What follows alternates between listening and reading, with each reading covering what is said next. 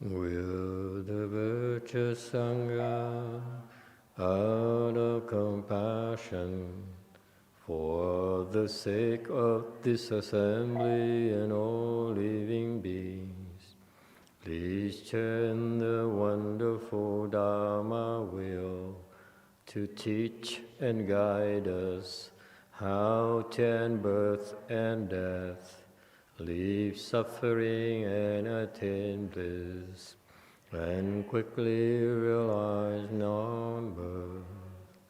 Cung thính đại đức tăng thịnh, vì thứ pháp hội cấp nhất thiết chúng sanh, tịnh chiến diệu pháp luân giao đạo ngã môn, như há liêu sanh thoát tư ly khổ đạc lạc, tốc chứng vô sanh. Homage to the Blessed, Noble, and Perfectly Enlightened One.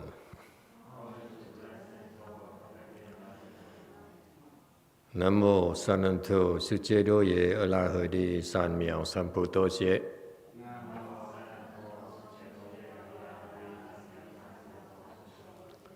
Nam mô Tadakta Toya Daya Alahadi Tam Miao Tam Bồ Đà Tọa.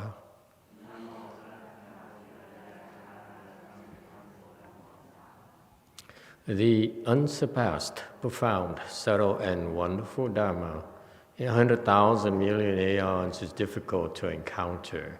Now that I'm able to see and hear, I will receive and maintain it. I vow to fathom the thus one's true and actual principles.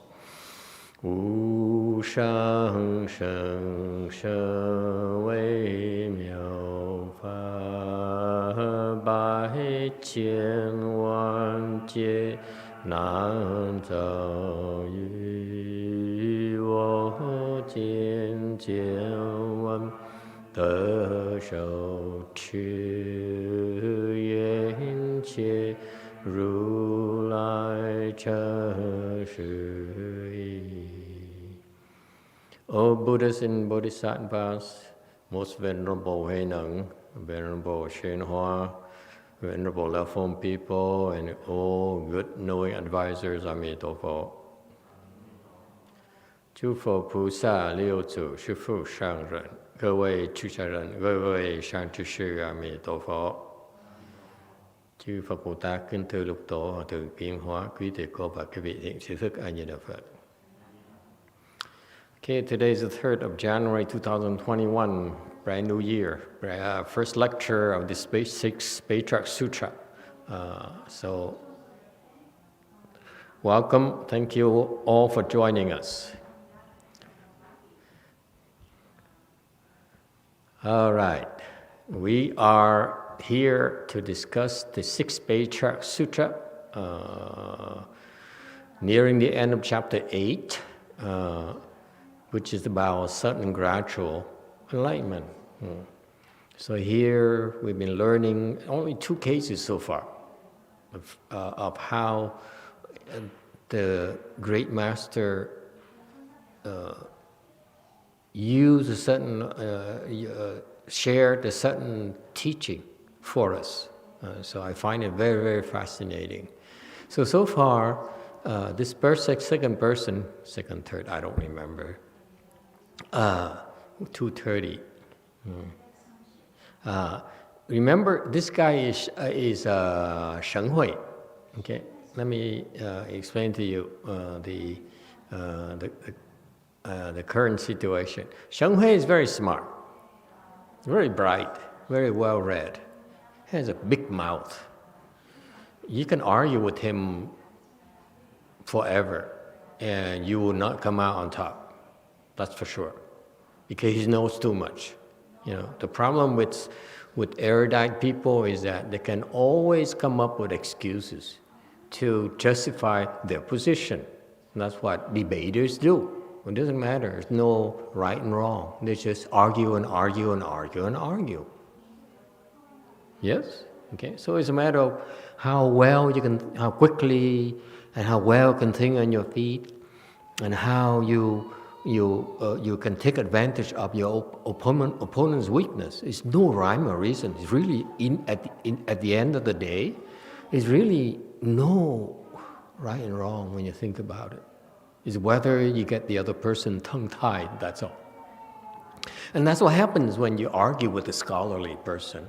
When you argue with someone who just knows too much, who read everything available. He's probably read more scriptures than the 6th Patriarch himself, Shén Huì. Okay? So he's a scary individual. So the typical monks who met with him, they begin to try to speak Dharma to him. They realize this guy knows everything.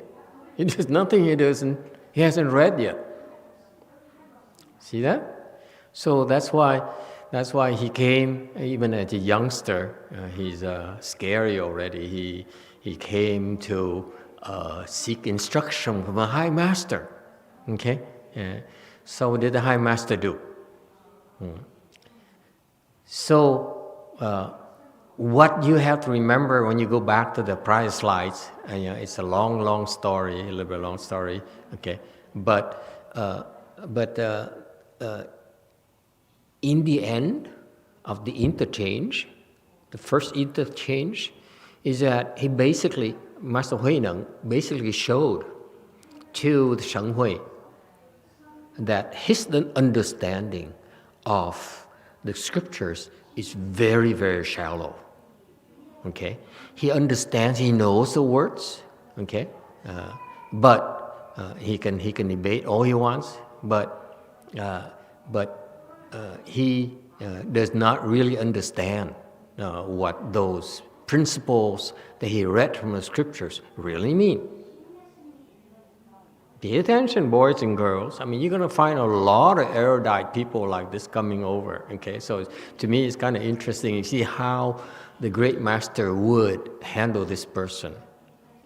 Okay, and in the past, we have a few of those smart Alex. Excuse me. Oh, must be COVID-19. Anyway, yeah, I know. Oops, should wear my face mask. So he says, the point the great master made to this guy is that your understanding is basically intellectual. You don't know what those words really mean. Let me explain to you. Okay? It says that you're seeing and not seeing that you made a point, you take a stand on, are basically worldly thinking. It's confusion. Okay? Two extremes here meaning it's confusion, it's worldly thinking. Either you're good or evil. That's worldly thinking. Is that clear? Two extremes meaning it's worldly thinking. See, not see, evil, good, huh? Yes, no, all those are extremes. Is that clear? He says, you are stuck on worldly thinking. You think you know, you quote the sutras, but still the sutras are interpreted through worldly thinking, your worldly mind. So you can quote, seeing, not seeing, jian, bu jian, seeing is jian, bu jian, or ting, bu ting, and so forth. It's still worldly thinking. It's not what the Buddhism is about, number one. Point number two he's making is that when the pain when you experience, okay, and you claim it's not hurting, actually your mind is about production and extinction. You read about those principles, Buddhist principles, you still don't get it after all these years. So far, so good? So the great master, went out of his way to help this kid here because not just for him, but for us as well. See that? Because, these types of bookworms who keep on coming to the temple, all kinds of temples, stupid people or enlightened people like what's his name, Layman Páng. To me, is a stupid Páng. Okay, he's enlightened. He's mid-range enlightenment. He goes around and then he tests all the monks and nuns to see what level they are and to prove eventually he's better than them. That's why Layman Páng was a scary individual back then. He was revered by the lay Chinese people because he gives the monks and nuns a hard time and give them a run for the money, keep them honest. Okay, it's good to have those people. But to us, he's just an idiot. Yeah. Layman Páng. I'm sorry, Chinese people. I really have I'm totally unimpressed with Layman Páng. Never have been, never will be. Okay, so the master looked at this kid here and said, "Wow, you have potential. That's why I'm going to teach you. I'm going to teach you. I'm going to point out, using my interchange with you, my debate with you, to show you that what you think you understand, your argument, is based on worldly thinking, your worldly mind." Okay? So far, so good. You remember that story now? Huh? Everyone? Are we on the same page? Yes. Now, any questions so far? It's Sunday night? Oh, yeah. Sunday night football, so no wonder. No one's here in the U.S. We have more important things to do. Now, okay, the question is, what is the deciding factor that made this guy believe the patriarch's teaching? What made him pay attention, make him listen to the instruction and stop his debating mind? Because you remember, whatever the patriarch says, you're seeing and not seeing too extreme. The smart aleck would say, and so what? Okay? He's going to cite something else. How about this? These are not extremes. Okay? And hurting, not hurting, not production, not production. You see, he's perfectly capable of coming up with more points, more words to prolong the debate. Okay? So what's the difference? YouTube comment. Jewel Mountain says, we had a visitor just like that yesterday at Jewel Mountain Temple. He was so well read, and we asked him why he came. He said he came to see Venerable Shenan's face, that is all. And he was talking in circles. We listened to him for about 3 hours. The people here were very kind for listening to him for that many hours. Yeah, there's plenty of people like that everywhere. In Korea, Vietnam, Japanese, you name it, Chinese, American, all those people. Okay, so it's not surprising. And let me tell you, in my humble opinion, again, I'm interpreting only from my perspective. Please take it with a grain of salt, because I'm in no position to explain to you. I'm not sure. It's just my personal interpretation, okay? The difference is that what I really like about this fact is that Master Huì Néng, in the debate, okay, what did he do that the other masters did not do to this kid? Anyone remember? Give me my mic.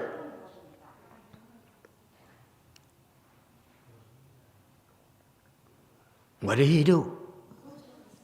Master, the thing that stood out to me was he told him, you haven't even seen your own true nature, and you're criticizing other people.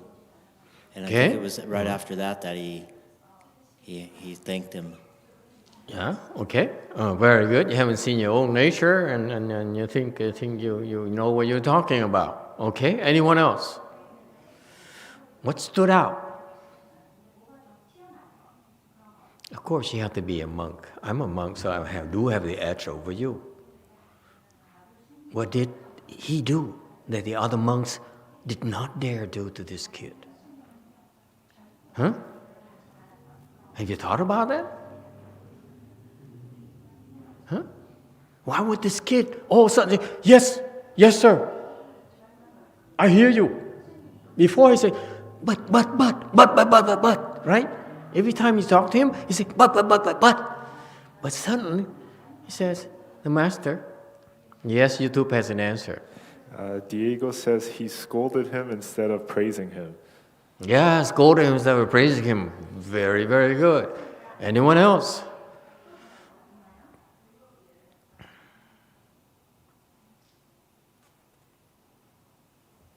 You too. Jewel Mountain says the 6th Patriarch respected him first. The 6th Patriarch respected him. Oh, so Korean. God, who cares about respect? We in America, we don't respect people. We just exploit them. Okay, anyone else? What did he do that was never done to this kid before? Anyone remembers? Huh? YouTube. Alta-D says he told him something that was not in the scriptures. Told him something not in scripture. Very, very good. Anything else you can think of? Yeah, those are words of this kid. This kid is very skilled in debate. He can debate with you until, the whole day. It's no problem. I used to talk to a Bodhisattva like that. We started at 2 in the afternoon, and then back and forth until it was like 9 o'clock at night. And then, lo and behold, wait. Why is it so dark?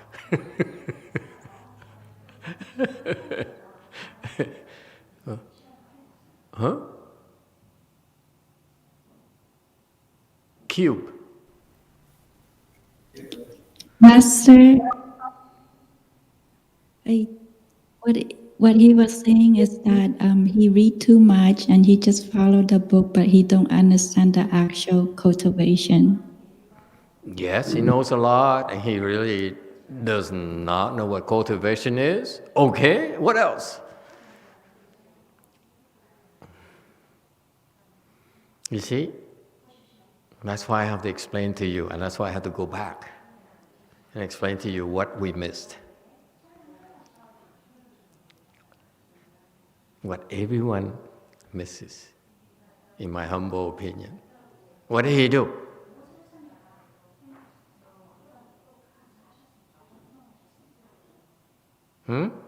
Anyone? Are you out of ideas? Huh?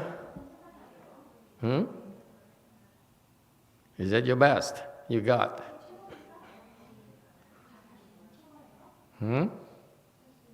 Come on, you smart people. People in the know. People who know everything. I'm challenging you. Yeah? Master. Descendants of Weiyang lineage. The I'm only challenging you. You can't understand it? What kind of lineage are you? The only other thing I can think of is this, that he hit him with the stick, but that happened so much earlier in the story. But now you're getting the stick out, so. Speaking of stick. Huh? You haven't seen this one yet? This is straight from Korea. Brought from Korea. Personally by a nun. Okay? And give it to me. I don't remember what she said, but I only remember you might have to use it in the future. Okay, you like to see it. It's gorgeous. It's delicately carved. Okay, it's incredible. And she said that they don't do this anymore because no demand for it. No one appreciates this kind of work of art anymore. This is, you see, you recognize the bamboo roots right here. And then this is a stalk. I was hoping for it to be a little bit bigger, but I explained to you why. What the 6th Patriarch did that no other monk did to that kid before was to hit him during the debate. Does it hurt or not? It's totally unexpected from the kid, and it actually hurts. So what did he do? He said, it both hurts and not hurts. Okay? Again, smart mouth. But guess what? He has a smart mouth, but it still hurts, right? So imagine, if you will. Can I demonstrate to someone, please? Can someone volunteer? I want someone whose head is a little bit softer. I don't want to break my Hey, Alon. Alon, would you like to come up here, boy? Hey. Come, boy. Come.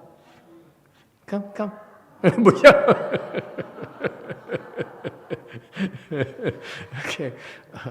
So it's so beautiful. He took a staff and hit him. Bang! When I hit you, does it hurt or doesn't it hurt?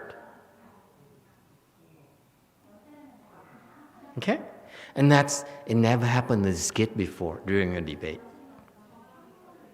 So, that's part of the certain teaching Dharma. It's a shock. Bang! And just, wait, what happened? He hit me. You see that? He's in shock. It's called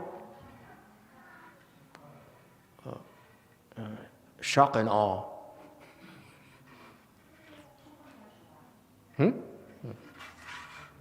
So anyway, because of that, I personally feel, because of that, the guy said, wow, what happened? So he paid attention, okay? Because he took the attention, because what? Why not? Why? Because he might be hit again. See that? So that's why when the kid was at attention, then the master says, you are seeing, not seeing at two extremes. You're hurting, not hurting are words about production and non-production. See that? And that's exactly, you have not even seen your own nature and yet you dare to ridicule others. Okay, he caught him red-handed. Okay? So, the beauty of that, the result is that Shén Huì bowed, apologized, and thanked the master.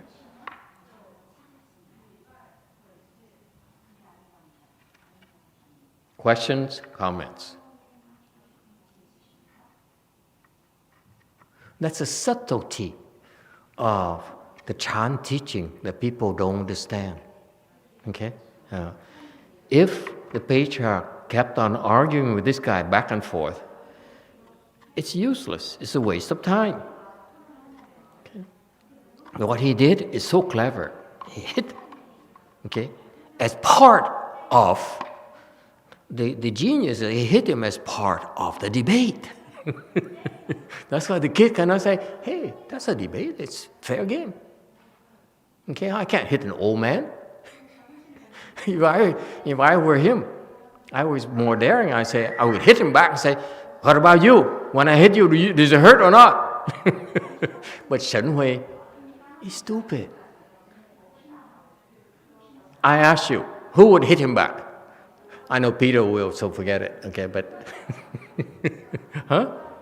Who would dare hit him back?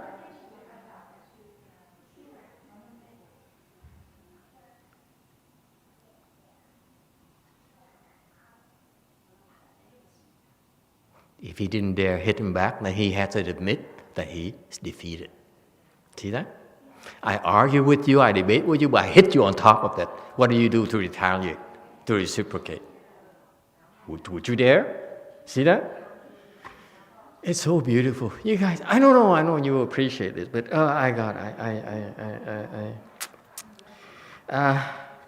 I don't explain to you, all this beautiful Chinese teaching falls on deaf Chinese ears.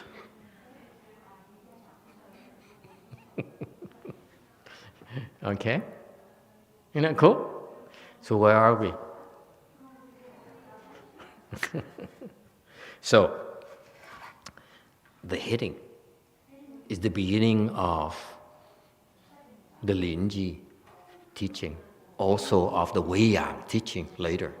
Master Linji also hit people as well. Okay? Yeah. So, we're doing this because the patriarchs did. So, don't sue us, please. YouTube has a question. Jane asks, why does the staff have two slits axially, and what is the function of the staff stick? Who asked? Jane. Jane? Clearly it's not Korean. We have to let the Koreans explain that. Sunim, so you explain to us, why do you have a slit in that bamboo thing and keep it open even with a small thing? Huh? Korean Sunim, please help us out. Why?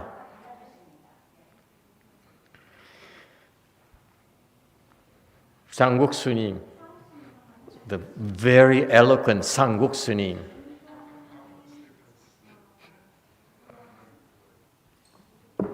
Hey. I tricked him. I thought I'd bring him close, but that's how fast this kid here is. It's like, would you like some candies?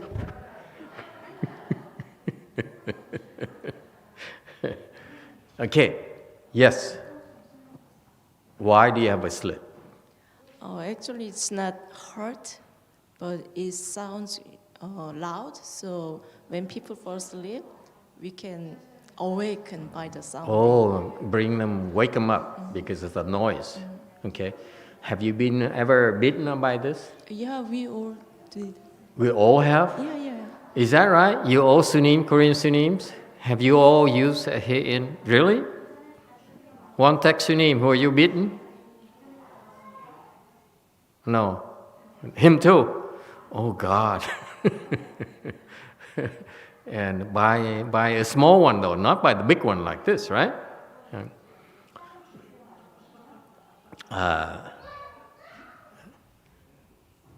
Yes, comment.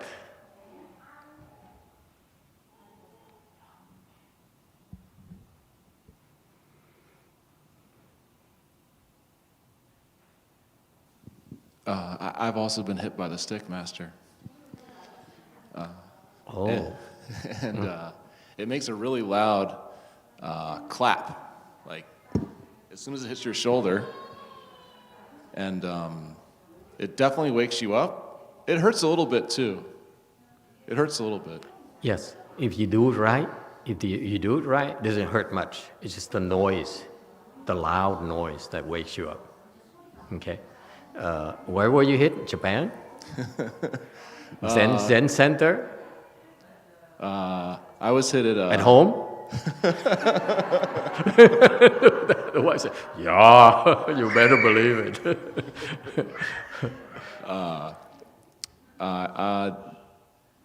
Daeman Sunim Daeman. Oh, I see. hit me with the stick. He went to Korean temple. Sambosa Temple.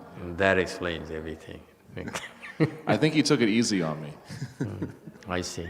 Yeah. You were dozing off, of course. YouTube has a question. Jane asks if Master can do a demo of hitting. I tried. Hey, Along, come boy. Come boy. Would you like some chocolate?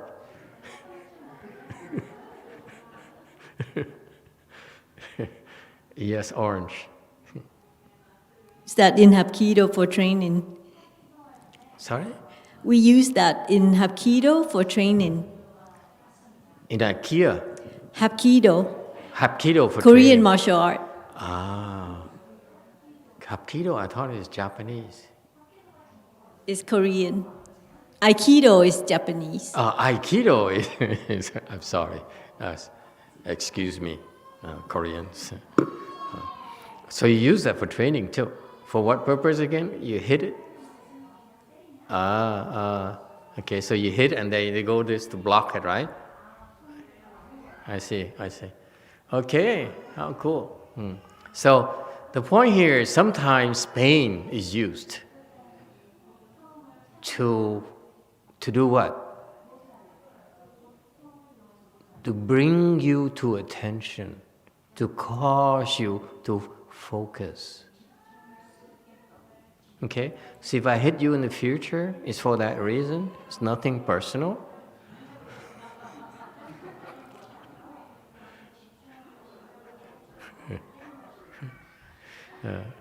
And over the years, I feel. Do you feel that Master Huì Néng hit the kid? That Shén Huì gently, like Layman Sunim hit Peter? No, it's just, does it hurt or not? You. So, and that's why it's so beautiful. Like that? Exactly what we are. Right now, 2:30. Okay? That's where we left off the last time. All right?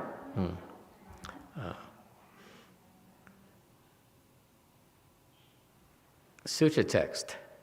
The master continued, if your mind is confused and you do not see, then ask a good knowing advisor to help you find the way.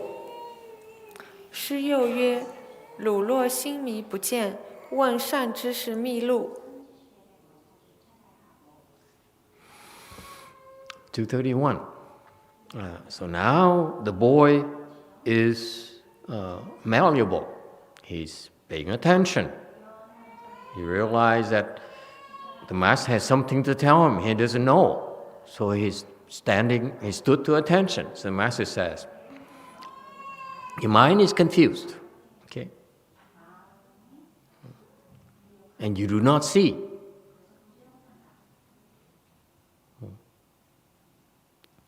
So he says, if you realize, if you buy into my statement, then you should realize your mind is confused, and you do not see. You can't see. If that's the case, you should ask someone of wisdom to help you find the way. Otherwise, you'll be cultivating blindly. And that is the essence of Chinese chant. When you are confused and you can't see, you have no wisdom, and you can't see, you can't find your way.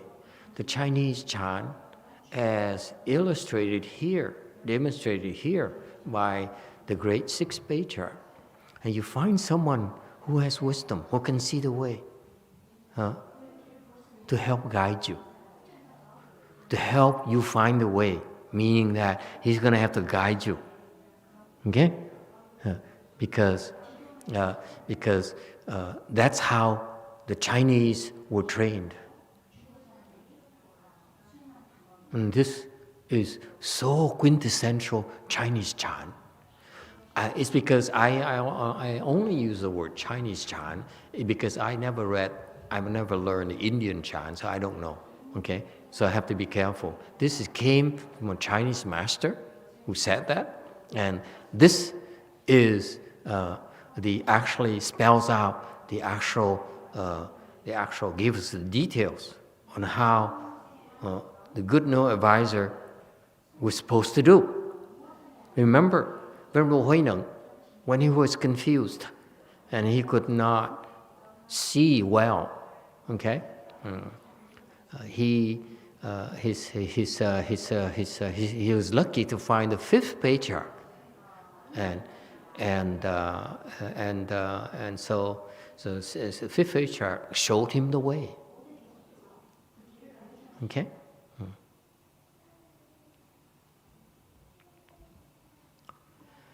232, Sutra Text. If your mind is enlightened, then see your own nature and cultivate according to the Dharma.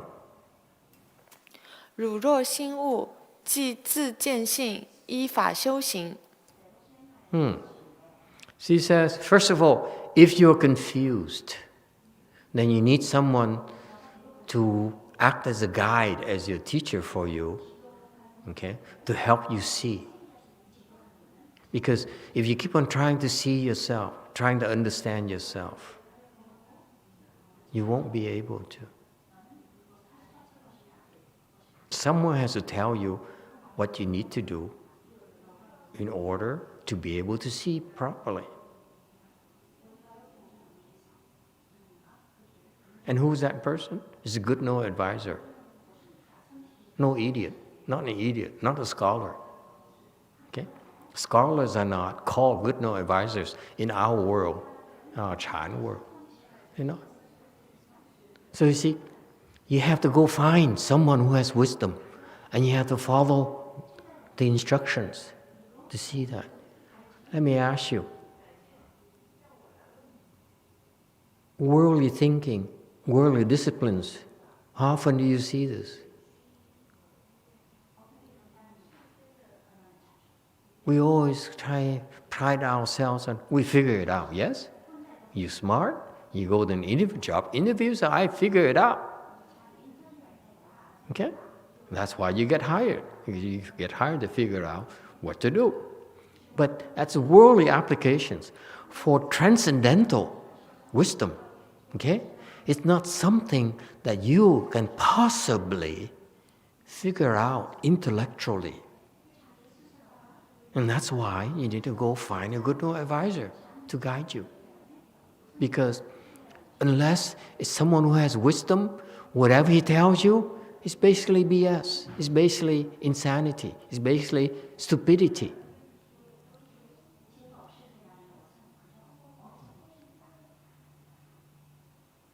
So only in Chinese Chan, they have this concept of good no advisor. And so these people are classified as good no advisors. They're patriarchs. In particular, the most famous class of good no advisors are patriarchs. They recognize patriarchs. They can guide you. They can help you find a way and see properly. So far, so good? It's so important. It's so essential, quintessential Chinese Chan right here. And unfortunately, it didn't get transmitted to the other countries. Okay? I can speak for you, like I went to Vietnamese Buddhism. The concept of finding good no advisor is not. It's a foreign concept. You follow a famous master so that you will eventually get support from his followers, and he'll give you a temple.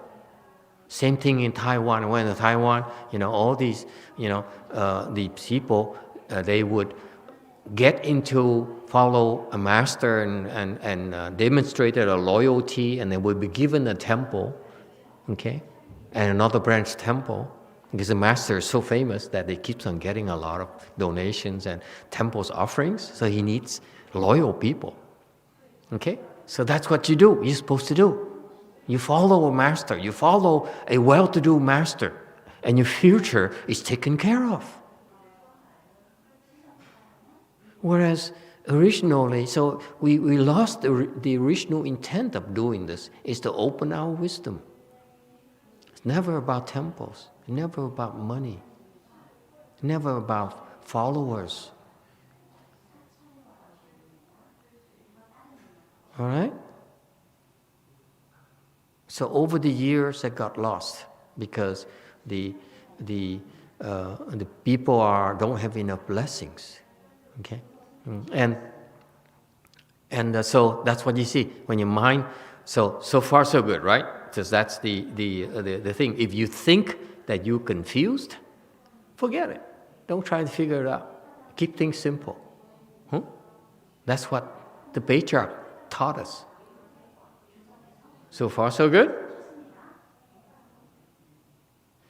On the other hand, once he shows you the way and you can see, meaning you can see your nature, okay? 233, commentary. The other end, after, the other case, after you're able to see, after you can see your nature, after you become enlightened, okay? Then cultivate according to the Dharma. Before you are enlightened, you're still confused, okay? Then whatever Dharma you read is not something you can understand. You think you understand the word. You think you can put the two words together, the three concepts together, right? But that's still confusion. The Buddha's words that he talks about in his sutras, okay? When those words fall upon your ears, what are they?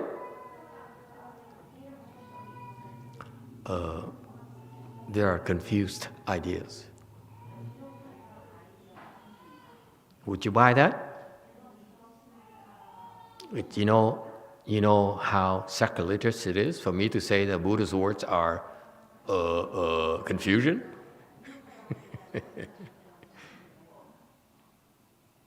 I bet you the Catholics would not ever dare say God's words are nonsense. Never, right? Buddha's words coming out of his mouth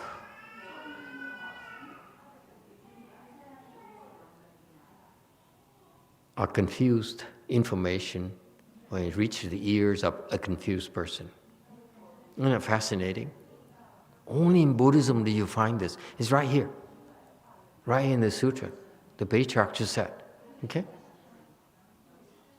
And that's a corollary of this particular, that's the consequences, the implication of this. Okay? He says, if you're confused, then read all you want. You're still confused. And it's okay. You don't believe it's okay. But eventually, the words of a confused person or the pictures, the stories of a confused person eventually will demonstrate how crazy the view of the world is, how erratic this thinking, this stupidity really is. Okay? Okay, that's why there's no point. Okay?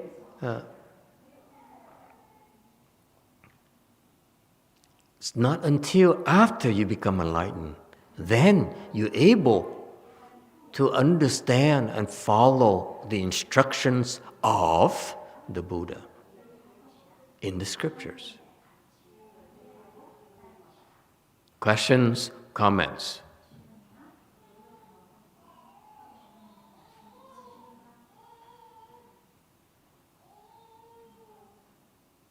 This is an incredible gift for us, later generations.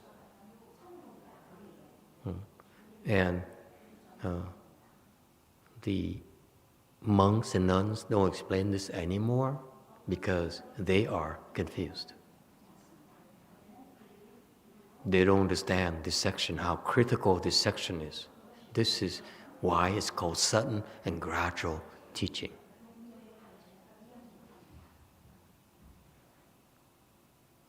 Okay? So you see, when you are confused, okay, the good no advisor needs to do things for you to help you see. That's called sudden teaching. So far, so good. That moment you become enlightened, that's called sudden enlightenment. I'm not talking about a lowly fourth stage Arhat. We don't call it sudden enlightenment. Too low. Okay? Actually it is, but too low level to apply this beautiful concept called sudden enlightenment to that. Okay? But bear with me. The sudden enlightenment was beautiful. That special thing right there that happens when you become enlightened, when you see your nature. It's nowhere near the level of the awakening of a fourth stage Arhat. Nowhere near. It's like night and day. Okay? So to use the same word for that, type of awakening, to me, is not right. Okay, but anyway, let the Chinese be Chinese. YouTube has a question. Jesus asks, is this what the Buddha meant in the Vajra Sutra when he said he didn't speak Dharma? Who asked this? It's Jesus. Jesus? No, that's a different meaning. What in that when he says I didn't speak any Dharma, is because if he said I spoke Dharma, then he would have lied. The Dharma, the true Dharma that the Buddha is talking about, does not need to be spoken. Does it help? The true Dharma does not need to be transcribed. Only false Dharma like mine needs to be transcribed and recorded and put on YouTube. The true Dharma, no need. Okay? Let's get this straight. Okay? What I'm offering you is false Dharma. The true Dharma that the Buddha talked about, the true Dharma I have, YongHua wouldn't know. So that's why he keeps on opening his mouth. Yes. Orange. Okay, so I have a question then. So every time you give your lectures, is not Dharma talk, or is it Dharma talk? Or is it the true Dharma talk? I like to think it's true Dharma talk, clearly, but it isn't. You're asking the truth, is that it's not true Dharma at all. Okay? The true Dharma, okay? Let me put it this way for you.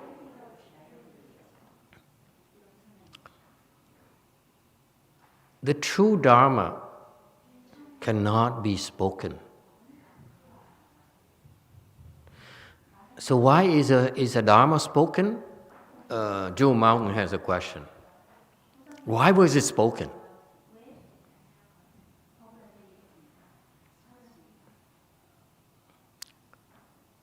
Jewel Mountain.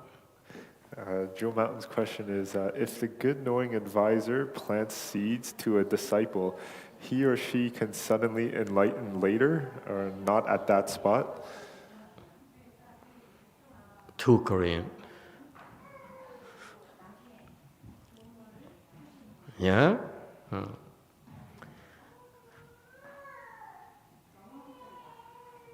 The true Dharma, okay, is something that cannot be spoken. Whatever is spoken is for the confused people.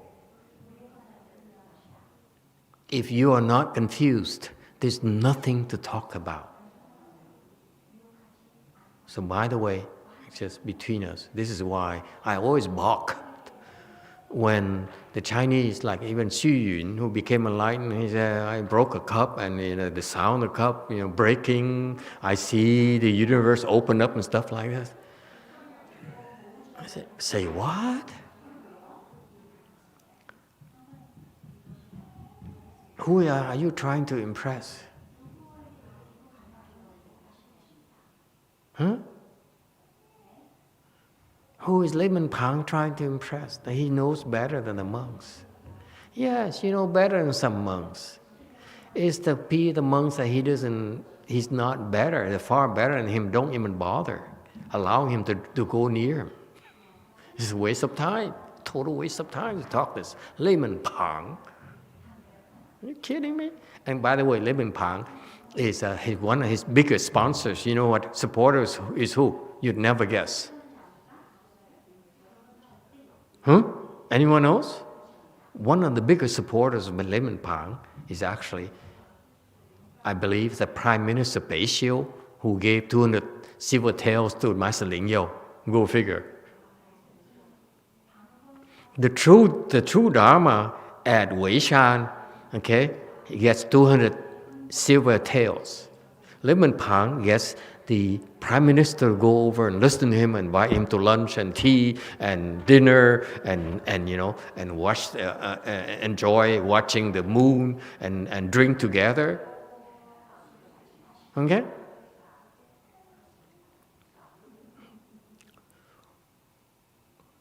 So the answer to the question from Jesus is that the true Dharma is not spoken because that's what the Buddha said. Now, what I spoke for you is called a expedient Dharma to help you confuse people. Okay, and that's designed in conjunction with my patriarch's guidance. It takes two, by the way. It takes the Buddha's words, okay, as a general description, and then it takes the guidance from the good know advisor to help these people see the nature. So if you say what the Buddha said is true Dharma, it's not true Dharma. Only guidelines, only a very minute description of what's going on. Okay? So far, so good?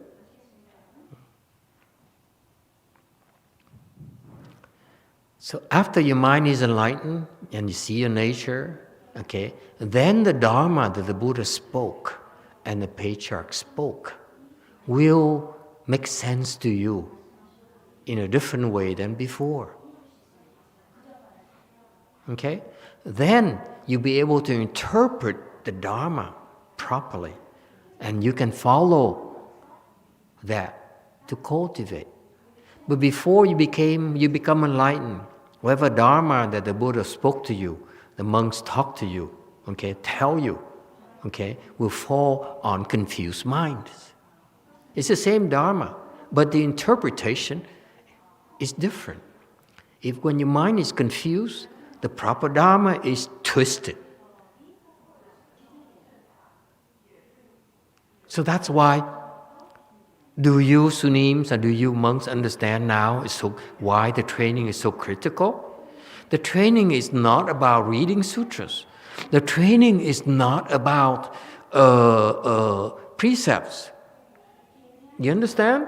Master Shén Huì never really explained the precepts to his disciples, only cursorily explained some of the precepts. Okay? But what he did is guided his disciples, okay, to become enlightened, and they see their own nature. Then what they're supposed to do is then go back to the scriptures and cultivate accordingly, not build temples, not get more money, not become more famous. Do you hear me?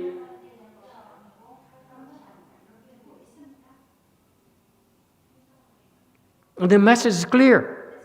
I, Shén Huì, I'm leaving you. I help you become enlightened already. I'm left behind money, properties, disciples, support, okay? A legacy for you to do what? To cultivate according to the Dharma. Not just my Dharma, but the Buddha's Dharma. It's not about building more temples.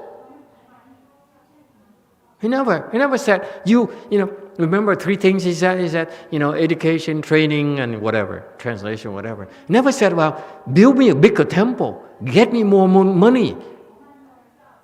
He left behind so many properties so that they didn't have to worry about it. I will tell you this. When I die, same thing's going to happen. I'm going to leave you money, I'm going to leave you temples so that you now, then, can devote your life to cultivating according to the Dharma. That's what I want for your generation. And I want you, after I'm done, to continue to look for a good no advisor. Do not ever think you're the best. Do not ever think you know more than the next person. The next person can also be a good advisor, could be a lower level than you. If you open your eyes and ears, you can learn from that person just as well. That's our Dharma. The looking for good advisor here does not mean necessarily that this person is enlightened. If you become enlightened, you can listen to a person who is unenlightened and see the Dharma in it. Do you understand? To the Dharma. This Dharma here, what we're talking about is not simply the Buddha Dharma, but also confused Dharma. How's that? I know I went crazy. I'm insane. Quote me on that. It could be what do you call yourself? Judaism? Yes, give him a microphone. Isn't that fantastic? Orange. So for Buddhists, how do they differentiate between good Dharma and a bad Dharma? Or not a bad Dharma, I'm sorry, like more like a... Good question. How do you differentiate? The point here is that if you are not enlightened yet, you cannot differentiate. So whatever you hear, okay? One thing you should learn to do, that's a very good question. Thank you for asking. I don't know you. You're not Buddhist, are you? Why do we allow them in? Just kidding, my friend.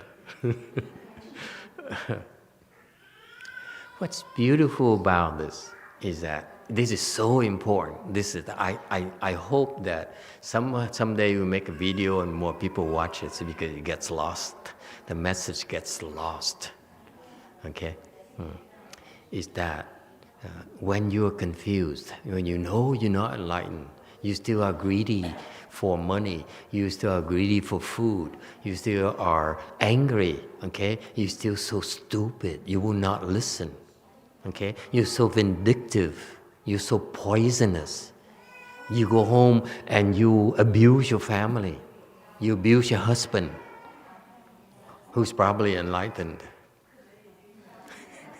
And they take it quietly, those poor men.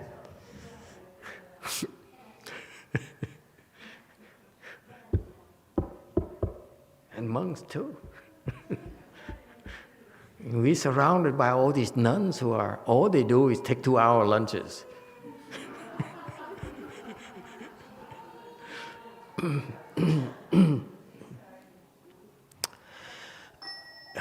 Oh, time is up, sorry.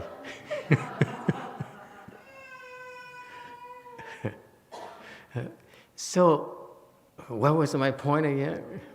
I got so emotional.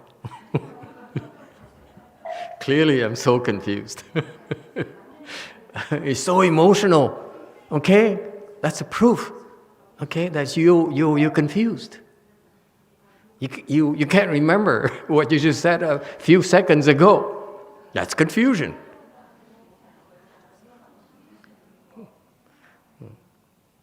So the patriarch says, when you recognize, you all know you're confused. Why on earth? And this is my interpretation, it's my inference. Why on earth do you keep on insisting that you understand you know? Clearly you know you're confused. Why do you keep on, why did this kid, Shén Huì, went to a great monk and said, hey, I know as much about the Dharma as you do. I read them all. It's the worst kind of stupidity.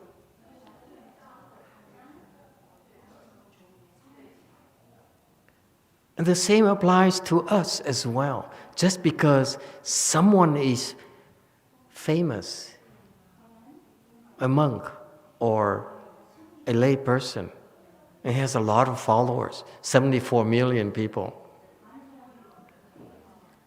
Okay? Twitter accounts and everything.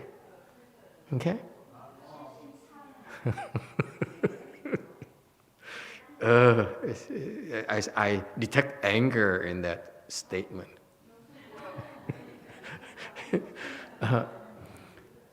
Just because if they know they have a lot of followers, okay, doesn't mean that they know what they're doing. You have to watch what they do. Are they good to their children?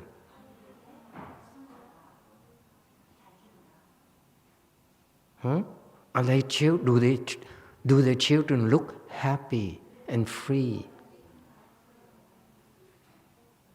Not depressed, not frightened. No signs of abuse in the neck.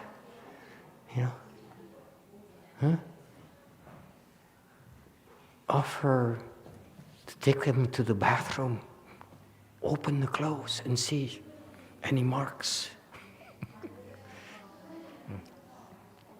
I'm joking, of course. The point here is that with such people, I don't care who they are, monk, nuns, famous people, unfamous people, it doesn't matter. Whatever they say is confusion. My goodness.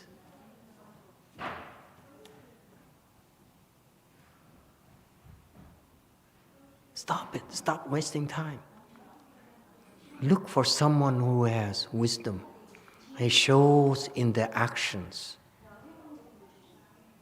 Not about what people say. Look at what the 6th Patriarch did. That's a guideline for the actions for us in the future, by the way, monks and nuns. Okay? When he was cultivating, he became enlightened. He immediately rushed out and built a temple and said, hey, I'm enlightened. Come and support me. I have the proper Dharma. No. You have to sit there and figure out, okay, I need to cultivate according to the Dharma. That's exactly what he did. He didn't tell us things that he didn't do himself. He cultivated according to the Dharma to have a deeper understanding of the Dharma. Enlightenment is just to be able to see clearly. That's all. I'm sorry. Okay? When I first started, enlightenment is something everyone was groping for and hoping for and would die for, would kill for. Okay? But all that is, and the proof is here, is basically you're able to see clearly. You're able to recognize right from wrong. Until you become enlightened, what you think is right actually is not. What you think is wrong actually is right. Quite often. Okay? So, I'm sorry, but in my personal experience, I went and I could not tell enlightened people from other enlightened people, unenlightened people. Couldn't tell. Okay? But the one thing that I lucked out with is that they all seem to share the same trait. They try to impress you. I said, if you're unenlightened, I can see why you're trying to impress me. You want to get my money. You want to get my love. You want to buy my love. Okay? Fine. I take your money. But when you're enlightened, you still try to get my appreciation, my support, my following you, then that doesn't impress me. It's not the kind of enlightenment I want. Does it make sense? I cannot tell black from white. I cannot tell enlightened from unenlightened people. Okay? But you can tell from the actions. Does it make sense to you? Is that what you want to be like? Is that where they're guiding you? In that direction? More money? Huh? More fame? More comfort? Huh? More greed? 2-hour lunches? Why are you so quiet? Shame on you.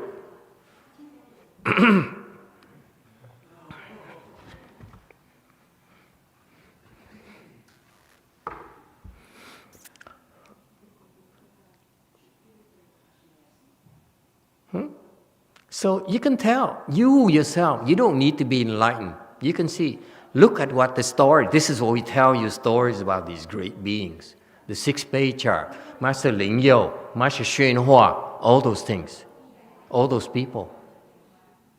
God, I don't know. Okay, you listen to the stories, you see, you can tell, right? You can tell what impresses you or not. If your mind is screwed up, you'll be impressed with, oh, he's so famous. Oh, good food is so good at the temple.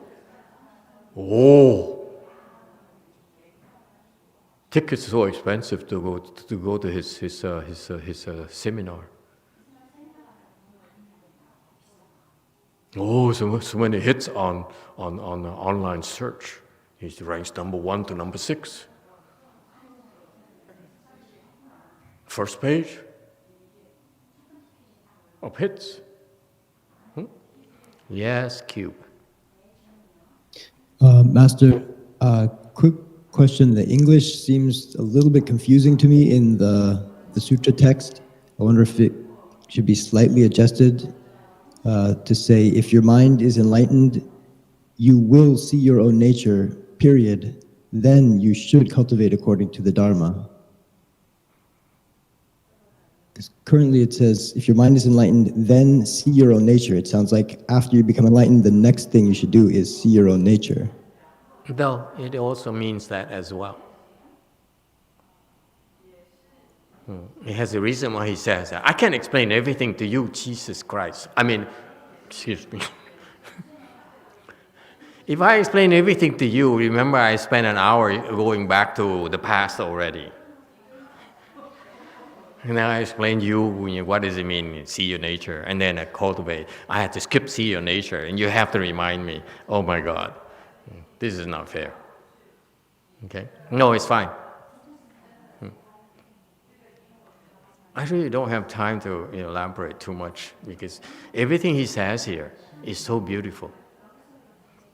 If I explain everything to you, then your next generation will have nothing to talk about.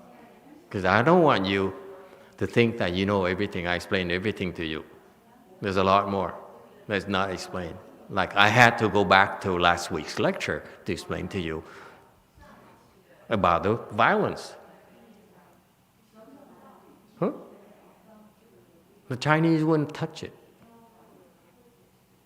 We love it, don't we? Action movies. Arnold Schwarzenegger.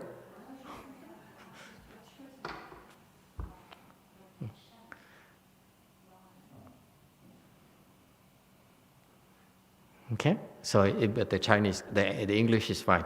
It also means that. That's why I've been trying to explain to you. Once you become enlightened, whatever you can see is proper. Before that, whatever you hear, whatever you see, is confusion. So that's why the Patriarch said, stop wasting time listening to those idiots. Find someone who has wisdom, listen to them. What's the matter with you?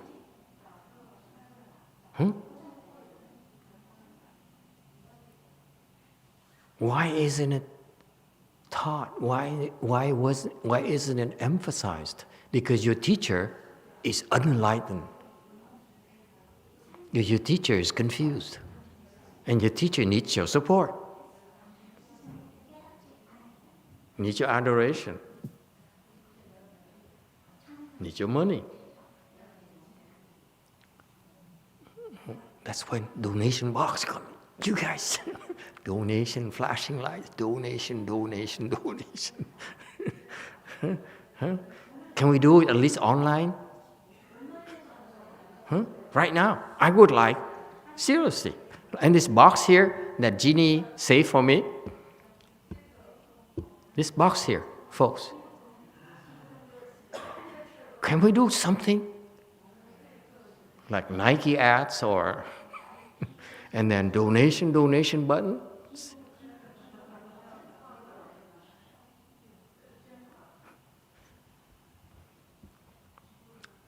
YouTube donation. That's what but that's to YouTube is, yeah, I donate to you. Donation, yes. So beautiful. So anyway, so that's why after you become enlightened, then you see things differently. That's why you're able to be on your own and practice according to the Dharma. Implication. Does the Arhat know how to cultivate according to the Dharma?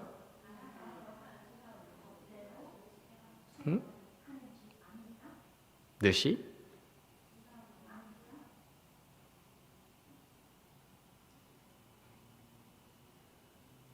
Does she?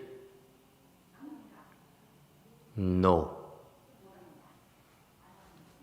That's why in Mahayana we don't think much about Arhats for that reason. They understand a little bit only. They cannot understand the Dharma. They don't. I'm sorry, Chinese people. You made it so mystical. You said, Arhat is so scary, so frightening. Arhat is so confused. He asked me personally. So goddamn self-serving and arrogant, thinking you special. You better than my disciples? Really?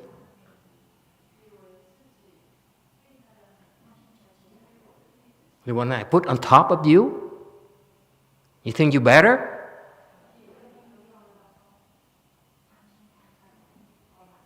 How stupid can you be?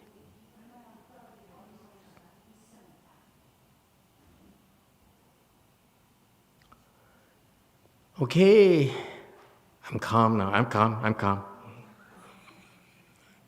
234, Sutra Text. I could go on for another hour, but that's still nothing yet. It's the unspoken Dharma that interests me. Sutra Text. You yourself are confused and do not see your own mind. And yet you come now to ask me whether or not I see. If I see, I know it for myself. But is that of any help to you in your confusion? 汝自迷，不见自心，却来问吾见与不见，吾见自知，岂待汝迷？ Jewel Mountain question. Jewel Mountain asked, 迷惑 is translated as delusion or confusion both. Are they the same?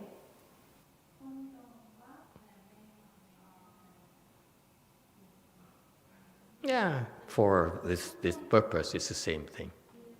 Technically, they're not. But because of the meaning in English, as far as I understand, have different meanings. Delusion and confusion are different. Okay? Delusion has a little bit of insanity in there. Right? You're deluded. You're so crazy, and yet you don't realize you're crazy. You don't realize you're deluded. Confusion simply says you're stupid. You don't know anything. There's no point talking to you. Okay? So for this particular purpose, it's a fair question, and at your levels, at the Dharma level, it doesn't really matter. So that's why we can use them interchangeably, in my humble opinion. Okay? Whether you're confused or you're deluded, same problem to us. Go somewhere else.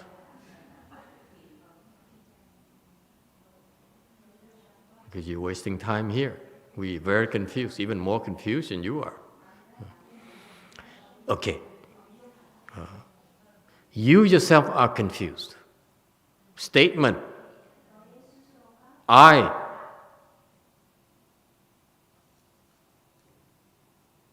declare that you are confused. You do not see your own mind. You don't see your true mind. I say, you cannot see your true mind. And yet, you come and ask me whether or not I see.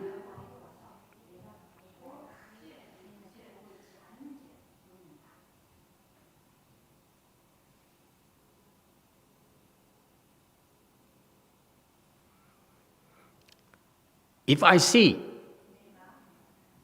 I know for myself. How is that of any help to you in your confusion? Okay? So this is so typical. Confused people keep on looking outside and talking about other people's faults, other people's good, others people's plus and minuses. That's an act of confusion. The people wisdom, what do? They say nothing. If people are wrong, they say nothing. People that are right, they say nothing. None of their business. If they're wrong, they create their own karmas, they will pay for that. If they're right, what do we say? I'm happy your temple is bigger than mine.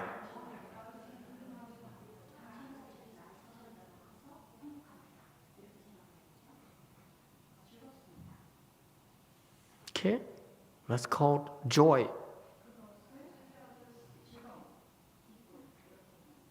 I think.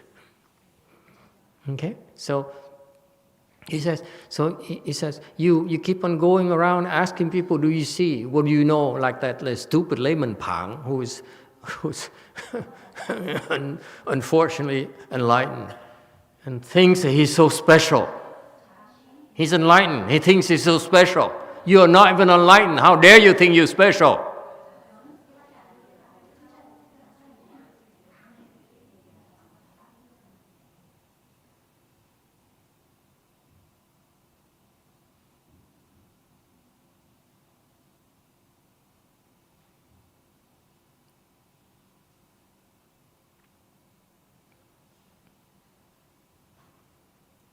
I'm in control, I'm calm. 236, Sutra Text. In the same way, your own seeing cannot change my delusion. Your own seeing is cannot. Since when do we have that kind of, am I missing something here? Why don't you know and see it for yourself instead of asking me whether or not I see?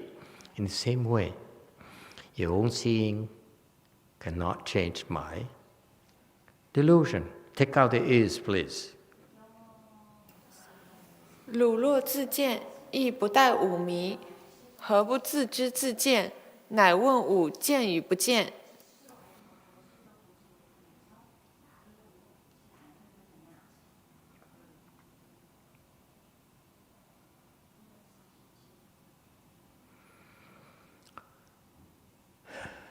So he says in the commentary on slide 237, similarly, okay,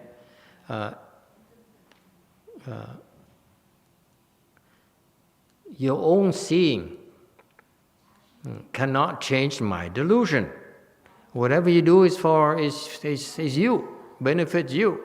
It means nothing to me. Why don't you know and see it for yourself instead of asking me whether or not I see? Okay, so this is the Venerable Patriarch is chastising this person because he's worthy to be chastised. Normally, you just throw him out. Get out of here. Don't come back. Don't waste my time. Don't spread poison. Okay? Unless you have a lot of money, then do come back.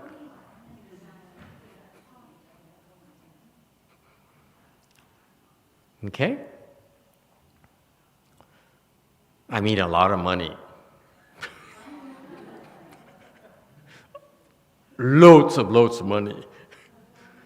Look at that. Sangwoo is so embarrassed. Says, oh, I can't take this. Yes, we all have a prize, honey. As Mr. T says.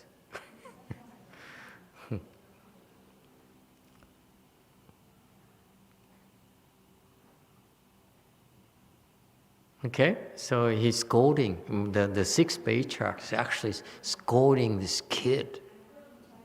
Okay, that's interesting. Because even though the kids apologized and bowed and thanked the Patriarch, now he let him have it. He doesn't turn around and say, now we're good friends, right? I like you. He let him have it, okay? Because he's a worthy vessel. He's worthy to be taught. If he weren't worthy, he would have been thrown out already. Okay? Why is he worthy?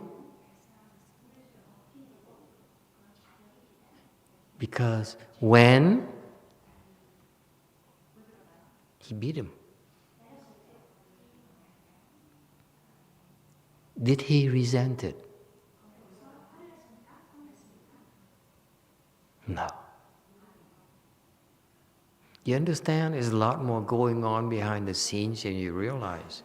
If that kid has any minute amount of resentment, say, how dare you hit me? I'm going to get back at you. You hear me? I'm going to get back at you. I swear to God, I will get back at you. You think the Patriarch would bother talking to him? Say, okay, son, I'm glad you came. Please go have some lunch. You understand? The test is incredible. Do you appreciate it? You think it has to be nice? No, sometimes you have to hit them. Sometimes you have to hurt them and see what they're going to do. Because you know what? If you hurt them and if they get angry at you, okay, they're going to kill the other people. They can't kill you, but they're going to kill the people around you. They're going to kill the people around them if you teach them. Do you understand? That's why, now you understand why it's so important to beat people. You cannot be nice to them.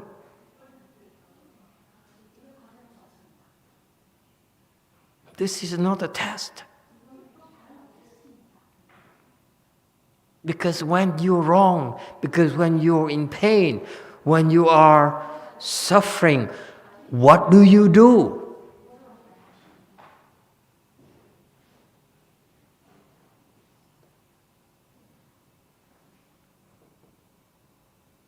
You become bitter? You say, I'm going to take my revenge on you. Fine. How do you plan to revenge? I tell you what my revenge is. May I? My disciples will be better than his disciples.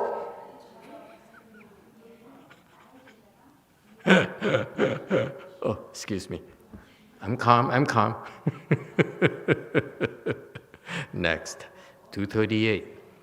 It's amazing. You guys don't appreciate the beauty of this thing here. It's like a director's cut. You know what I mean? I did explain to you why this is evolving like this and why did he continue to chastise his kid. I mean, he bowed. He says, "Thank you. I'm sorry," and so forth.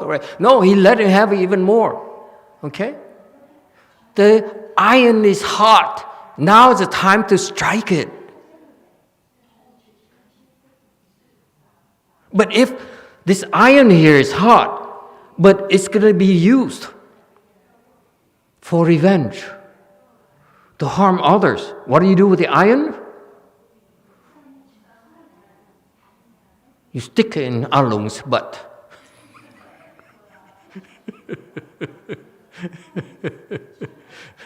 You like, boy? Huh? You like? You're my prop for today's lecture. Thank you.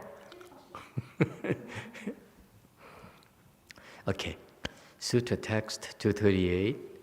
Shén Huì bowed again over 100 times, seeking forgiveness for his error. He served the master with diligence, never leaving his side. 神会在礼百余拜，求谢过谦，扶勤给事，不离左右。 I don't feel like explaining you. I'm giving you all my secrets.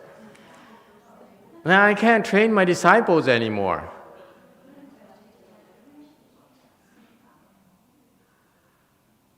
Now they go out and open a temple right across the street from me and say, I'm Weiyang as well. I know all the tricks in the world. That's what the Vietnamese do, by the way. You know what I'm talking about, Vietnamese people? Huh?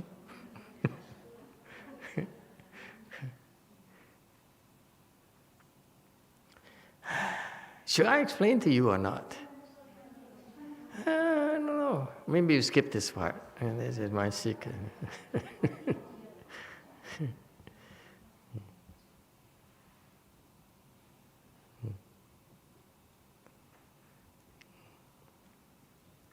So this guy, I give you the simplified version, so that I can save some of my secrets.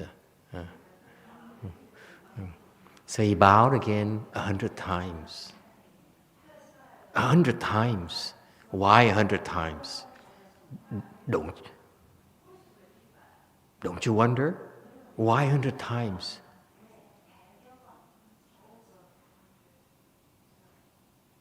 Korea, why 100 times?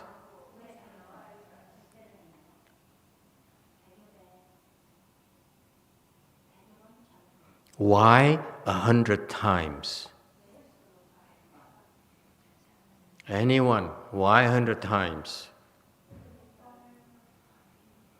It's so beautiful. You guys miss all the fun of this thing here. And if I don't tell you, it will die with, I'll take it to my grave.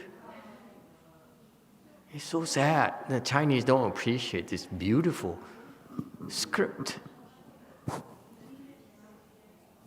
Anyone saw the 6th Patriarch movie? It's nowhere near this kind of details, right? Why 100 times? This is what makes Shén Huì a superior person. Yes, orange. To humble himself and to show his gratefulness to his master. But why 100 times? Why not just one or twice? In Buddhism, sincerity, 3 bows. 3 bows, that's all we ask of you. Please say 3 bows. Why 100 times? 100 times mean like, who counts, right? Except for you. You sit there, 1, 2, 3, 4, 5, 6, 7, 8, 9, Why 100 times? YouTube has the answer. Jewel Mountain says, did he get enlightened at that moment? We don't know. Why do we need to venture? I just am interested only in the 100 number. That number, numeral, intrigued me. Why 100 times? I'm very curious as a person. If the patriarch did something and they did something, there's a meaning behind it. Why? What's the meaning? What's the purpose? Why would he beat up on this kid? Is he worth it? Yes. Orange. Maybe because maybe 100 is a wholesome number, like it's not an even number, and maybe that represents that. Well, maybe I overthinking, but maybe is it like? Okay, that's fine. Go for it. Master, could it be 100%? Like everything is like complete 100% that I'm regretful what I have done. Wow, this girl here is do 100% only. Baby, I'm 100%. 100%, something like that in Vietnamese. Yeah, okay.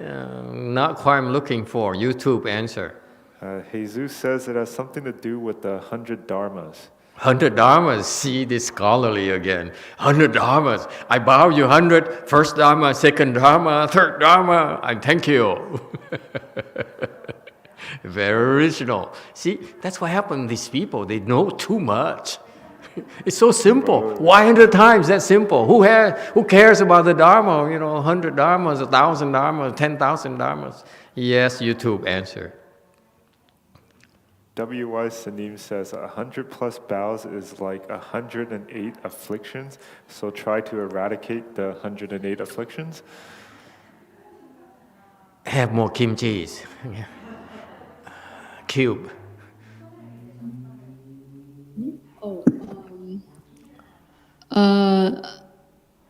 I think maybe he was repenting for his offenses early on. But why 100 times? We all know it's repenting, but why 100 times? Yong has answer. Okay. You see, I rest my case. You, even Chinese people, Vietnamese people, Chinese people, Zen people, whatever, you can't understand why 100.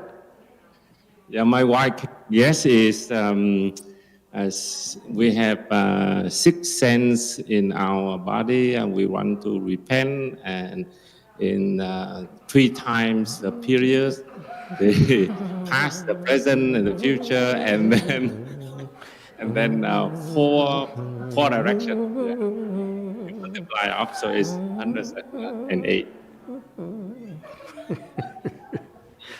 Wrong. YouTube answer. Jewel Mountain says the Chinese usually say 100 just to describe a lot, so it's just a lot of bowing. But then why are you listening? Then what would you use in Korean? So the Dharma here is only for Chinese people? Now the Koreans are criticizing this Dharma, and the master has been lauding and promoting actually the Chinese Dharma, not Korean, not Vietnamese. Why 100 times? Yes. Orange. Another reason could be maybe he wanted to be overachiever, and then he just thinking of 100. So maybe he did it. Go back to Mexico. Okay, Cube. He was just too excited and then cannot stop. Okay, go back to China. Anyone else would like to take a chance? Go back to your wife. Yes, you too. Jewel Mountain says, for Koreans, we don't do 100, we do 3,000. 3,000. Okay. Okay, we accept. Okay. Anyone else? Oh, yeah, Cube, yes. So could it be to take his blessing so he can cultivate faster to get enlightenment? To get faster enlightened. Very original. I like that. Okay. Okay, I'll give you the answer. May I? Because otherwise, yes, white. Another Korean monk. Let's say that just he wants to do like that because he feel in his mind he just want to continue bowing. Excellent. Very good. I like you. Go to Korea. Go. And we send you away with pomp, convoy of cars. We sending this guy to Korea, and good luck. It's original. That's very good. Excellent. What happened is this guy, Shén Huì, is a very special person. He really felt repentant. So when you feel sorry, you don't bow 3 times. You say, "Oh, I don't need to bow more than that," right? The Dharma says 3 times. With my sincerity, 3 times. That's it. No, he says, I'm repentant, I'm repentant, I'm repentant, I'm repentant. Very good. Why 100? See how I praise him and say, go Korea? That's why I say go to Korea. It's pretty good, but still not good enough yet. Go back to Korea. Go to Korea.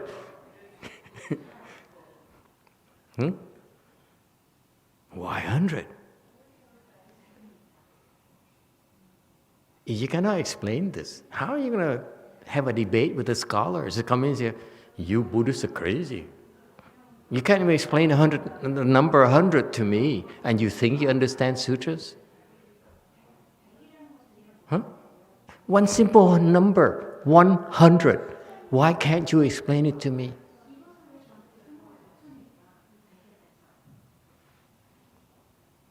Vietnamese monk, careful. One-way ticket.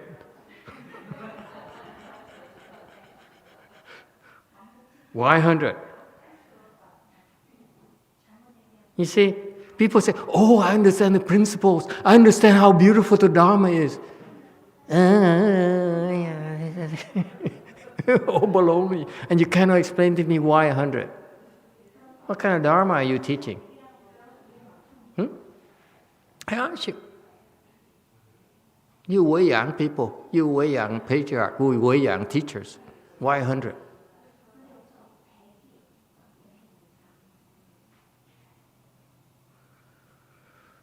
Shucks, I still have 24 more minutes with these idiots. It's like taking forever. Q, yes. If it's a scholar ask me, I would say in Chinese, those numbers sometimes are not real. It just means many. It doesn't necessarily mean exactly 100 or 105. It just generally means many. Okay, Chinese answer. Okay, stay here for a while. YouTube answer. Venerable Shen says 100 is a special number in Buddhism. So is 1,000, so is 10,000, so is 1 billion, so is 100 million. Why 100 there? There, then and there.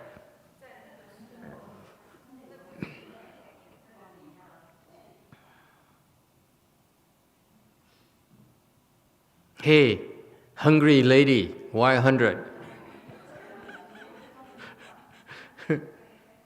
Orange.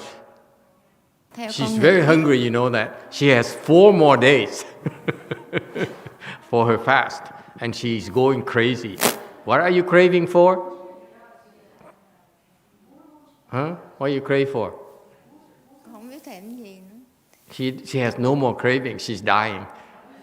That's the only possible explanation. When you are fasting, you have no more cravings, meaning it's not good. It's not good. Yeah. So why? Why? Orange. Dạ, theo con nghĩ thì cái tượng trưng 100 lại đó tượng trưng sự thành tâm của các cậu bé đó đối với lục tổ để cảm ơn sự dạy dỗ của lục tổ. Very good. Only because she's fasting, I can't harm her.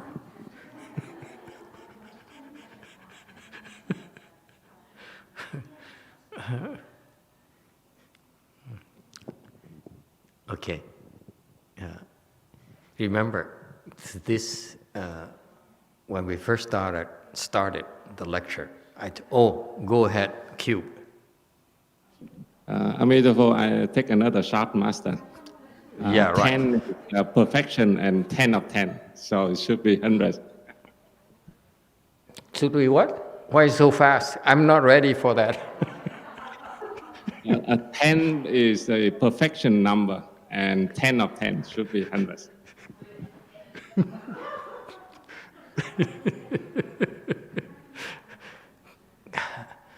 Where is he from? Norway. Go back to Norway. YouTube, yes.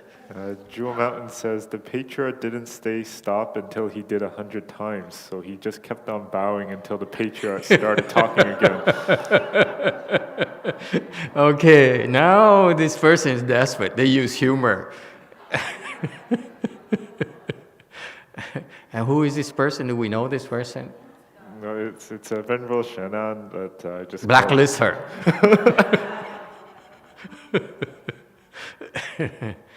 Okay, can I explain to you? Would you like me to explain to you? I lost interest.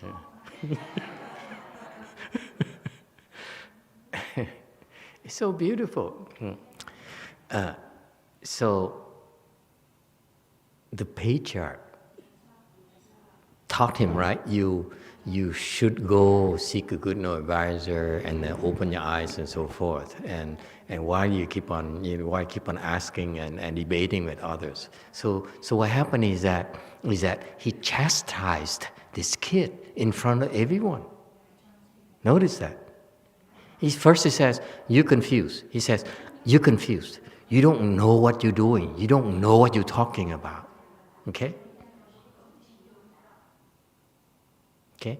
So you're so stupid. So he chastised this kid in front of everyone. I declare you so stupid. I declare you are so dense.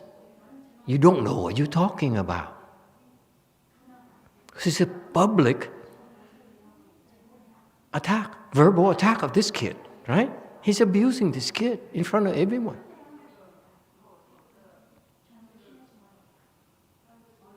But the kid, it's another test, by the way. So the kid recognized it, Joseph. He says, "No, he's right. Mommy is right. Did she give a scolding recently?" Yeah, that's what he said. If you have wisdom, he says, "Mom is right. Yeah, Daddy is right. The monk is right." Okay? And the monk cares enough to tell me. You guys only worried. I know all you Vietnamese and Koreans and Norwegians and all of them people earlier, Chinese people earlier, they should go back to their countries because they don't get it.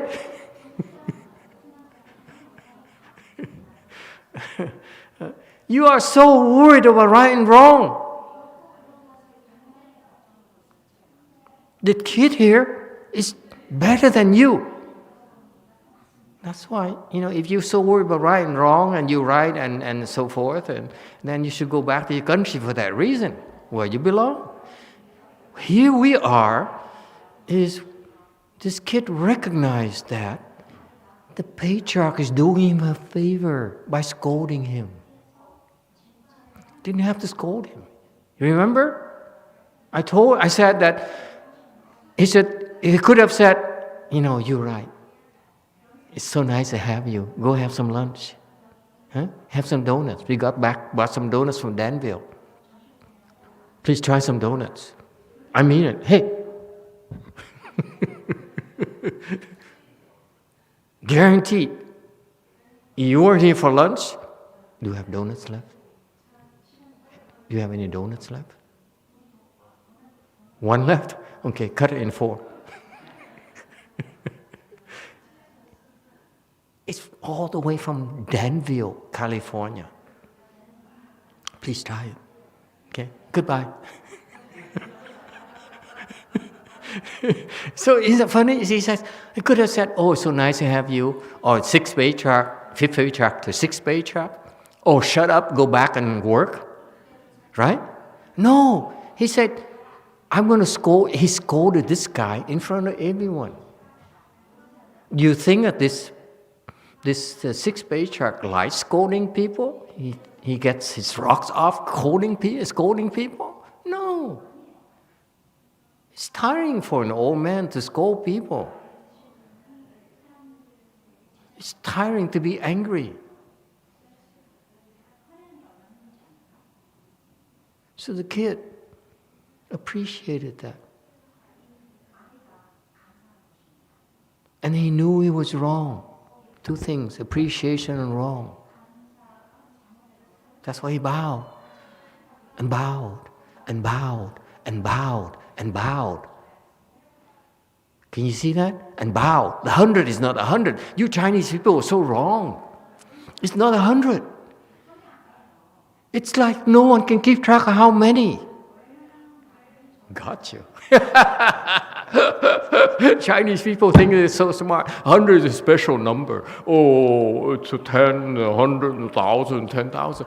No. Here is that no one, we lost track of how many times he bowed.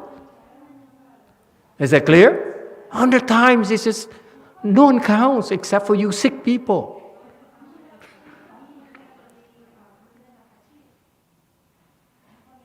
Isn't it obvious to you? Who would stand there in the assembly learning a Dharma and counting 1, 2, 3, 4? It's not lashing. It's not getting a beating, 20 lashes. No. Right? When you beat up people, when I said 10 batons, then it was 1, 2, 3, right? That's different. You see, he bows, and everyone says, how many bows, right? No one knows. So 100 is so many. No one could keep track of it. So he kept on bowing and bowing and bowing and bowing to show his sorry. He's grateful for the energy this old man spent on me. An insolent kid. So the least I can do is show my gratitude, show I'm sorry, tell him that I'm grateful. So he bowed and bowed and bowed until maybe 100, maybe 200, maybe 50, maybe 70, who knows? But it's so many no one could keep track of. Okay? Until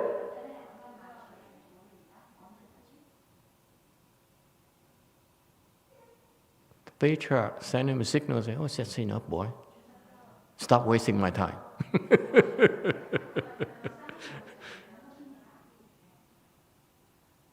I accept your show of gratitude, of repentance. Yes, enough. Can you see that? That's what the kid did, I believe. He bowed and bowed and bowed. So he's close. Two of you were close. He bowed and bowed and bowed and bowed until something told him to stop. That's from the 6th Patriarch.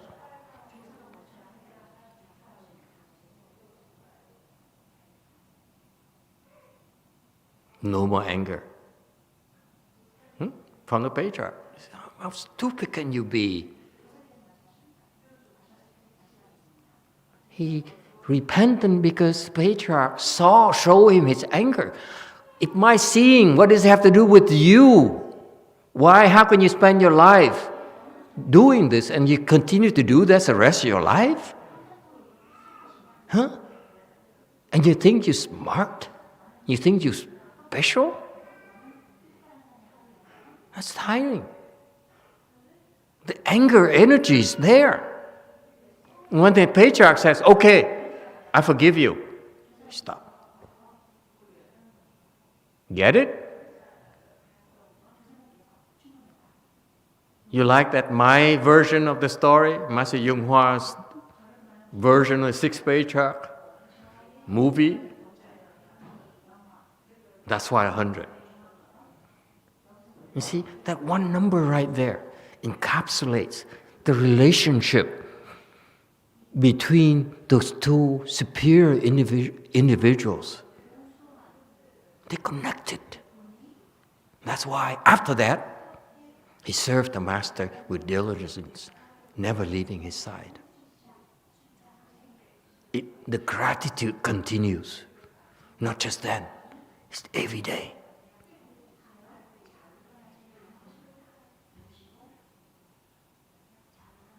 What a beautiful story. What a superior individual. What a superior kid.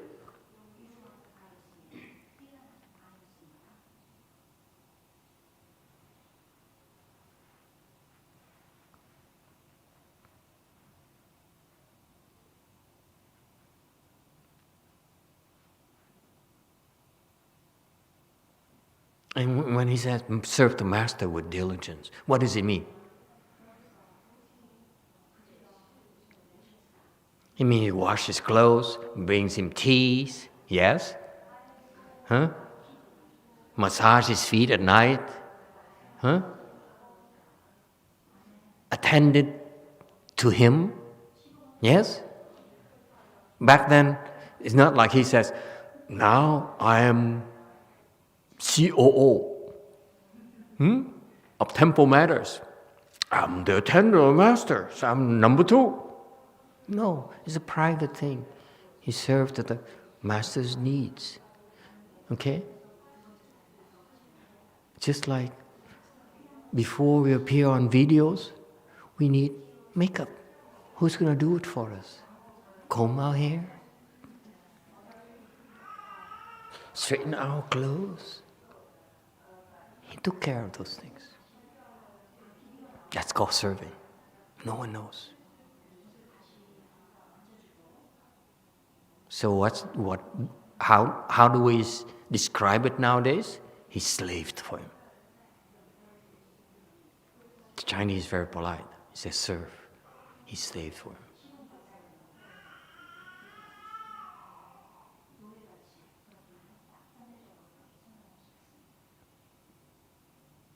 That's very Chinese. Unfortunately, it's not the case anymore nowadays. All the people who approach our fearless leader is for what purpose? Stuff the pockets. Stuff the pockets. The son-in-laws, the sons, they all stuff their pockets. Okay? It's not serving, it's stuffing pockets. Monks nowadays, they serve the master so that the name is put on the wheel and then get a temple of their own. It's not serving, it's plotting, it's scheming.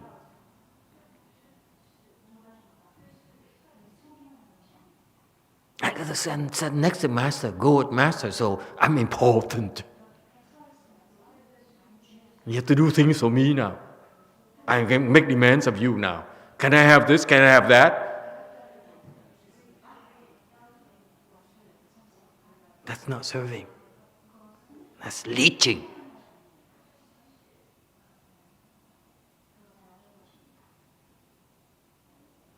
Is that clear? I expect you to be better than that. Slave! No. Scheme.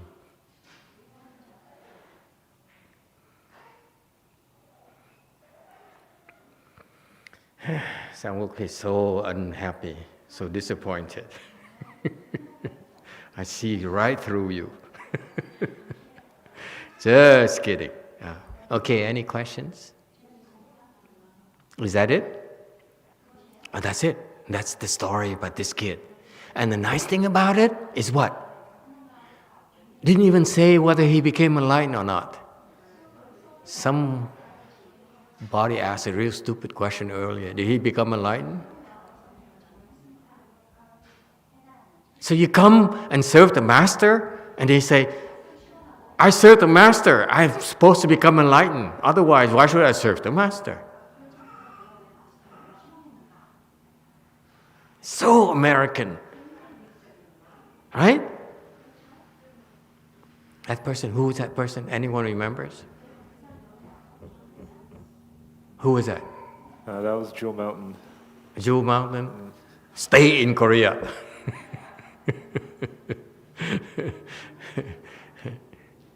Isn't it sad? Did he become enlightened? No, I hope not. What's the answer for that question? How would you answer the question?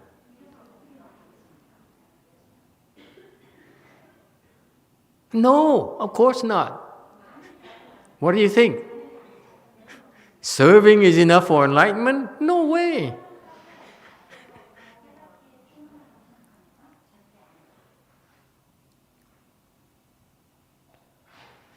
But that's so you have to appreciate the subtlety of the story. to say that he's enlightened would be so cheap, huh? So scheming, so self-serving. Such people who ask such questions are scheming, self-serving.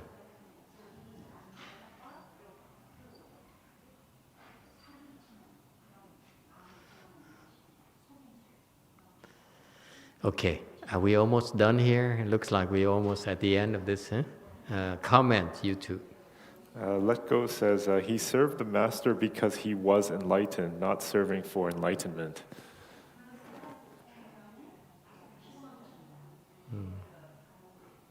He served the master because he was enlightened?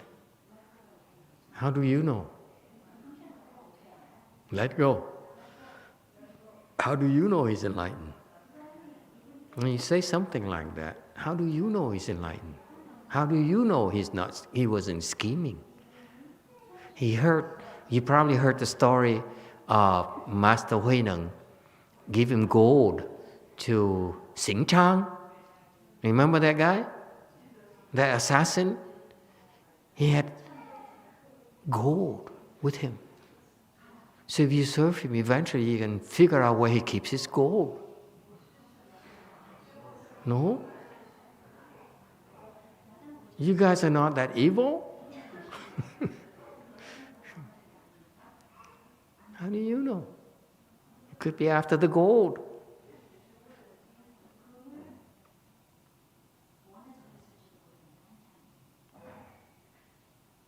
And that's when it's called active listening. You have to listen and say, this person, when they make a statement, are they the authority?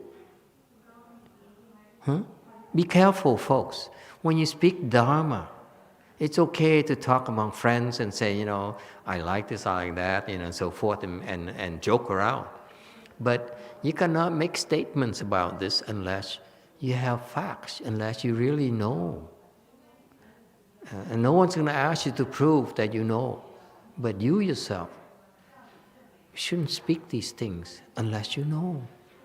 This is the kind of company we keep. We don't need to question you. Okay? Because we're not trying to impress you. No one's trying to impress you. No one's trying to sell you. Donation button flashing. And that's how we can keep pure and clean with your donations. YouTube has a question. Tian Guo asks, Master, is there a difference between reciting 100 Amitabha or Shakyamuni Buddha? Can you still generate rebirth blessings with 100 Shakyamuni Buddhas? The Dharma is Amitabha Buddha. Why do you switch to Shakyamuni Buddha? I don't understand that. Shakyamuni Buddha is for a different purpose. Amitabha is for a different purpose. You want rebirth, go with Amitabha Buddha. All right?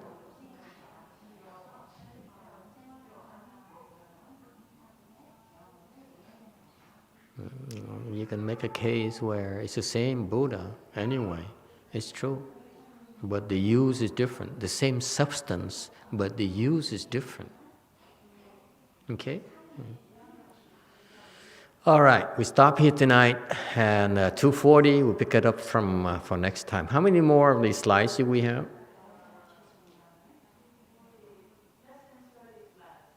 So less than one session, hopefully. Okay, thank you everyone. Let's do a rebirth transference.